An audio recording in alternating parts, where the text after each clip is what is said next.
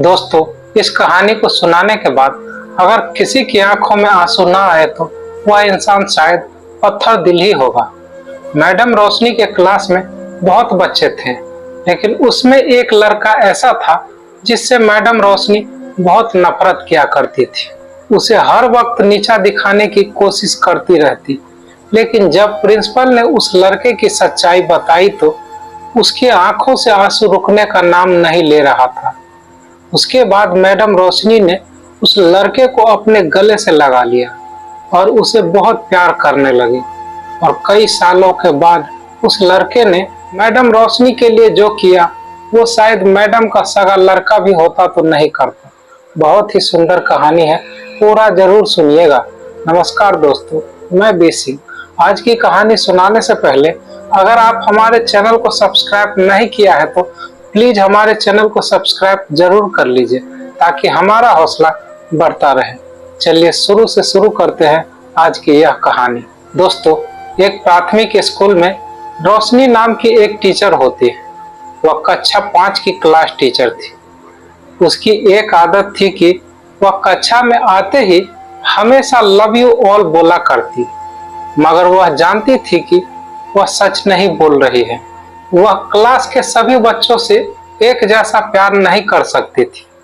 दोस्तों, क्लास में एक ऐसा बच्चा भी था जो रोशनी मैडम को फूटी आंख भी नहीं भाता था। उसका नाम था सोनू।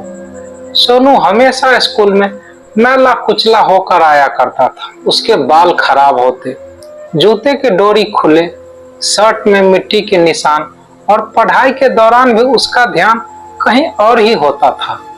दोस्तों, मैडम के डांटने पर वह चौंक कर मैडम को देखता, मगर उसकी खाली खाली नजरों से साफ पता लग रहा था कि सोनू शारीरिक रूप में उपस्थित होने के बावजूद भी मानसिक रूप से गायब है।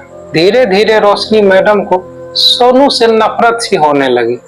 क्लास में घुसते ही सोनू मैडम की आलोचना का शिकार बनने लगता। सब बुराइयों के उदाहरण सोनू के नाम पर किए जाते। बच्चे उस पर खिलखिलाकर हंसते और मैडम उसको अपमानित करके संतोष प्राप्त करती। दोस्तों, सोनू ने हालांकि किसी बात का कोई जवाब नहीं दिया था। रोशनी मैडम को वह एक बेजान पत्थर की तरह लगता, जिसके अंदर आत्मा नाम की कोई चीज नहीं थी। हर डांट और सजा के बावजूद वह बस अपनी भावनाओं से खाली नजरों से उन्हें देखा करता और सर झुका लेता। मैडम को अब सोनू से बहुत ज्यादा नफरत हो चुकी थी। पहले सेमेस्टर सप्ताह हुआ और प्रोग्रेस रिपोर्ट बनाने का समय आया। दोस्तों, रोशनी मैडम ने सोनू की प्रोग्रेस रिपोर्ट में वह सब बुरी बातें लिख डाली।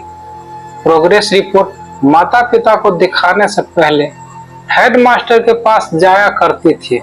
हेडमास्टर ने जब सोनू की प्रोग्रेस रिपोर्ट देखा तो रोशनी मैडम को बुला लिया और कहा, मैडम, प्रोग्रेस रिपोर्ट में कुछ तो सोनू की प्रोग्रेस भी लिखनी चाहिए थी। इससे सोनू के पिता बिल्कुल निराश हो जाएंगे। दोस्तों, मैडम ने कहा, मैं माफी मांगती हूँ, लेकिन सोनू एक बिल्कुल ही असिस्टेंट निकम्मा बच्चा है। मुझे नहीं लगता कि मैं उसकी प्रोग्रेस रिपोर्ट के बारे में कुछ लिख सकती हूँ। मैडम नफरत वाले लहजे में बोलकर वहां से उठकर चली गई और फिर स्कूल की छुट्टी हो गई। अगले दिन हेडमास्टर ने एक विचार किया और उन्होंने चपरासी के हाथों रोशनी मैडम की डेस्क पर सोनू की पिछले वर्षों की प्रोग्रेस रिपोर्ट रखवा दी। अगले दिन रोशनी मैडम ने क्लास में प्रवेश किया तो उस रिपोर्ट पर नजर पड़ी। दोस्तों, उसको पलट कर देखा तो पता चला कि सोनू की प्रोग्रेस रिपोर्ट है। मैडम ने सोचा कि पिछली कक्षा में भी सोनू ने जरूर यही गुल खिलाए होंगे और फिर उन्होंने क्लास 3 की रिपोर्ट खोली। रिपोर्ट पढ़कर उसके आश्चर्य की कोई सीमा नहीं रही जब उन्होंने देखा कि सोनू की रिपोर्ट उसके तारीफों से भरी पड़ी। दोस्तों, उसमें लिखा था कि सोनू जैसा बुद्धिमान बच्चा आज तक मैं नहीं देखा और वह बहुत संवेदनशील बच्चा है। वह अपने टीचरों और दोस्तों से बहुत लगाव रखता है। आखिर सेमेस्टर में भी उसने बहुत अच्छा पोजीशन हासिल किया है। उसके बाद रोशनी मैडम ने क्लास 4 की रिपोर्ट खोली और उसमें लिखा था, सोनू अपनी माँ की बीमारी से बहुत तनाव में है, उसका ध्यान पढ़ाई से हट रहा है। सोनू की माँ को आखिरी स्टेज का कैंसर हुआ और घर पर उसका कोई ध्यान रखने वाला नहीं है, जिसका गहरा इफेक्ट उसकी पढ़ाई पर पड़ रहा है। दोस्तों, नीचे हेडमास्टर ने लिखा कि सोनू की माँ मर चुकी है और इसके साथ ही सोनू की जिंदगी की रौनक और चमक भी। उसे बचाना होगा इससे पहले कि बहुत देर हो जाए। यह पढ़कर मैडम के दिमाग पर भयंकर बोझ हावी हो गए। दोस्तों, कांपते हुए हाथों से उन्होंने प्रोग्रेस रिपोर्ट बंद की। मैडम की आंखों से आंसू एक के बाद एक गिरने लगे। मैडम ने अपनी साड़ी से अपनी आंसू पोंछे। अगले दिन जब रोशनी मैडम क्लासरूम में दाखिल हुई तो उन्होंने अपनी आदत के अनुसार अपना वही लफ्ज दोहराया, आई लव यू ऑल। दोस्तों, वह जानती थी कि वह आज भी झूठ बोल रही है, क्योंकि इसी क्लास में बैठे एक उलझे हुए बालों वाला बच्चा सोनू के लिए जो प्यार है आज वह दिल में महसूस कर रही है। वह उस क्लास में बैठे किसी भी बच्चे से ज्यादा पढ़ाई के दौरान उन्होंने रोजाना की तरह एक सवाल सोनू पर दागा और हमेशा की तरह सोनू ने सर झुका लिया। जब कुछ देर तक मैडम के डांट फटकार और बाकी स्टूडेंट की हंसी की आवाज उसके कानों में नहीं पड़ी तो दोस्तों, सोनू अचंभित होकर सर उठाकर मैडम की ओर देखा तो रोशनी मैडम के माथे पर आज गुस्सा नहीं था, वह मुस्कुरा रहे थे। उन्होंने सोनू को अपने पास बुलाया और उसे सवाल का जवाब बताकर जबरन दोहराने को कहा। दोस्तों, सोनू 3-4 बार के बाद आखिरकार बोल ही पड़ा। इसका जवाब देते ही रोशनी मैडम ने न सिर्फ खुद खुश होकर तालियां बजाई बल्कि सभी बच्चों से भी बजवाई। फिर तो यह हर दिन का मामला बन गया। मैडम हर सवाल का जवाब खुद ही बताती, फिर उसकी खूब तारीफ भी करती। अब सोनू की तरफ अच्छी उदाहरण का इशारा किया जाने लगा। धीरे धीरे पुराना सोनू सन्नाटे का कब्र फाड़कर बाहर आ गया। दोस्तों, अब रोशनी मैडम को सवालों के साथ जवाब बताने की जरूरत नहीं पड़ती। सोनू रोज सही उत्तर देकर सबको प्रभावित करता और नए नए सवाल पूछकर सबको हैरान भी करता। और सोनू के बाल भी अब कुछ हद तक सुधर रहे होते हैं, कपड़े भी काफी हद तक साफ होते हैं। अब वह शायद खुद धोने लगा था। दोस्तों, देखते ही देखते साल खत्म हो गया। सोनू ने दूसरे स्थान पर क्लास 5 को पास कर लिया। सोनू स्कूल के दूसरे जगह दाखिल होने के लिए तैयार हो गया। क्लास 5 के विदाई के समारोह में सभी बच्चे मैडम के लिए सुंदर उपहार लेकर आए और मैडम के टेबल पर ढेर लग गया। लेकिन इन खूबसूरत पैक हुए उपहार में एक पुराने अखबार में पैक हुआ एक उपहार भी पड़ा था। बच्चे उसे देखकर हंस रहे थे। दोस्तों, किसी को जानने में देर नहीं लगी कि यह उपहार सोनू लाया होगा। मैडम ने उपहार के इस छोटे से पहाड़ में से लपक कर सोनू वाले उपहार को निकाला और खोलकर देखा तो उसके अंदर महिलाओं के द्वारा इस्तेमाल किए जाने वाली परफ्यूम, आधी इस्तेमाल की हुई शीशी और साथ में पहनने जाने वाला एक बड़ा सा कंगन था और उसके ज्यादातर मोती झड़ चुके थे। रोशनी मैडम ने चुपचाप उस परफ्यूम को अपने हाथ में छिड़का और उस कंगन को अपने हाथ में पहन लिया। दोस्तों, यह मंजर देखकर सब बच्चे हैरान रह गए और खुद सोनू भी।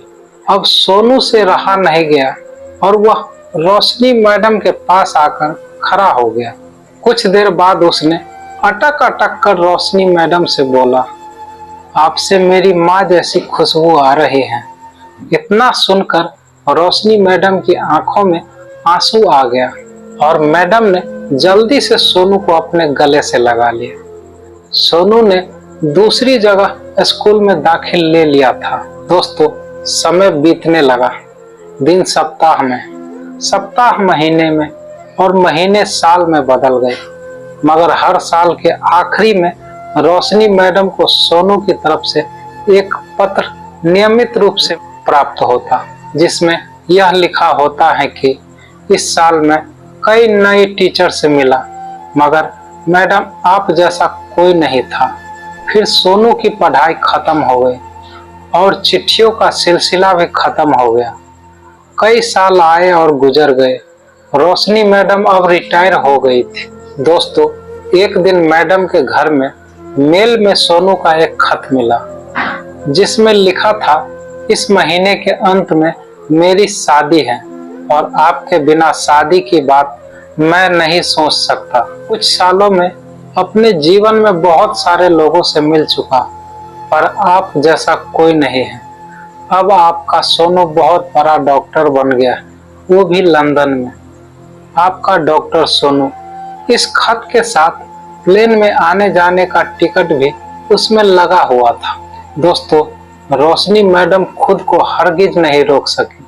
उन्होंने अपने पति से अनुमति ली और सोनू के शादी के लिए रोशनी मैडम लंदन के लिए रवाना हो गई। शादी के दिन जब वह शादी के जगह पहुंची, थोड़ी लेट हो चुकी थी। उन्हें लगा समारोह खत्म हो गया होगा, मगर यह देखकर उसके आश्चर्य की सीमा नहीं रही कि लंदन के बड़े डॉक्टर, बिजनेसमैन और यहाँ तक कि वहाँ के पंडित भी थक चुके थे कि आखिर कौन आना बाकी है। दोस्तों, सोनू समारोह में शादी के मंडप की जगह गेट की तरफ टकटकी लगाकर उसके आने का इंतजार कर रहा था। फिर सबने देखा कि जैसे ही एक बूढ़ी औरत ने गेट खोली, सोनू उनके ओर लपका और उनका वह हाथ पकड़ा जिसमें उन्होंने अब तक वह कंगन पहना हुआ था, और वो उन्हें सीधे स्टेज पर ले गया। सोनू ने माइक हाथ में पकड़कर कुछ यह बोला, दोस्तों, आप हमेशा मुझसे मेरी माँ के बारे में पूछा करते थे और मैं आप सबसे वादा क्या करता था कि जल्द ही आप सबको उनसे मिलाऊंगा। ध्यान से देखो, यह है मेरी प्यारी सी माँ, दुनिया की सबसे अच्छी है मेरी माँ, यह मेरी माँ है। इतना सुनते ही रोशनी मैडम रोने लगी। जब सोनू ने मैडम से पूछा, क्यों रो रही हो माँ? रोशनी मैडम बोली, शायद मेरा सगा बेटा भी होता तो इतना नहीं करता जितना तू मेरे लिए किया। यह कहानी कैसी लगी कमेंट करके जरूर बताइएगा, और हमारे चैनल पर नए हो तो चैनल को सब्सक्राइब करके वीडियो को एक लाइक जरूर कर दीजिए, ताकि हमारा हौसला बढ़ता रहे। वीडियो पूरा देखने के लिए दिल से बहुत बहुत धन्यवाद।